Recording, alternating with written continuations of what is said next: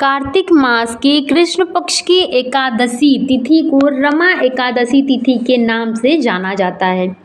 रमा एकादशी माँ लक्ष्मी जी के नाम पर यह रमा एकादशी का नाम भगवान विष्णु ने रखा है।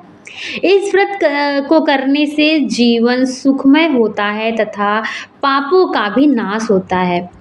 इस दिन व्रत रखने से मोक्ष की प्राप्ति होती है तथा अंतिम समय में वैकुंठ की प्राप्ति होती है। रमा एकादशी के दिन गाय की पूजा की जाती है। रमा एकादशी के दिन गाय व बछड़े की पूजा करने से भगवान विष्णु की कृपा बनी रहती है।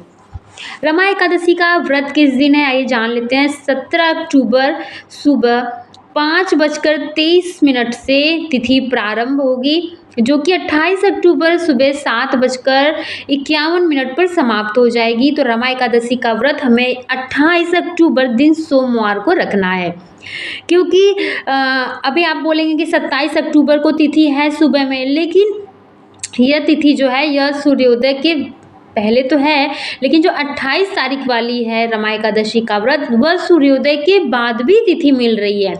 इसलिए हमें 28 अक्टूबर वाला व्रत ही करना है, क्योंकि कभी भी दशमी और एकादशी वाला व्रत नहीं रखना चाहिए। हमेशा एकादशी और द्वादशी युक्त ही व्रत रखना चाहिए।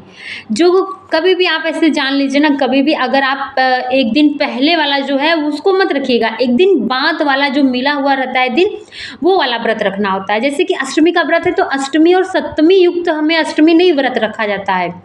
जो अष्टमी और नवमी युक्त व्रत रहता है वो हमें अष्टमी का व्रत रखना होता है। उसी तरीके से जो एकादशी का व्रत है वह दशमी और एकादशी युक्त व्रत हमें नहीं रखना है। एकादशी का जो एकादशी और द्वादशी युक्त व्रत है वो हमें एकादशी का व्रत रखना है। तो उस हिसाब से हमें वो तिथि 28 अक्टूबर को मिल रही है। तो एकादशी का व्रत जो है वह 28 अक्टूबर दिन सोमवार को रखा जाएगा, रमा एकादशी का व्रत। यह बहुत महत्वपूर्ण व्रत है, आप इसको अवश्य करिए। कोई ज़रूरी नहीं कि आप पूरे 12 महीने के 24 जो एकादशी का व्रत होता है वो रखें ही, नहीं रखते हैं तब भी आप इस बार रमा एकादशी का व्रत जरूर रखिएगा। यह व्रत बहुत महत्वपूर्ण है।